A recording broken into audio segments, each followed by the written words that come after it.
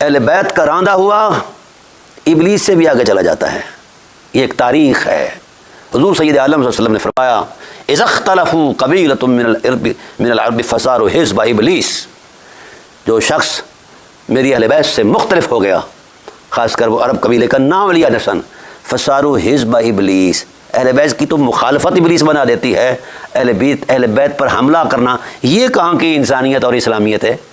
یہ مولویوں اب تمہارے ڈھکوسلوں کا وقت گزر چکا ہے. کہ مغیرہ بن شعبہ جو ہے یہ اپنی کرسی کے لیے، معاویہ کے استقبال کے لیے حرامی قسم کے خطیبوں کو کھڑا کر کے لعنت کرواتا تھا علی المرتضیٰ پر.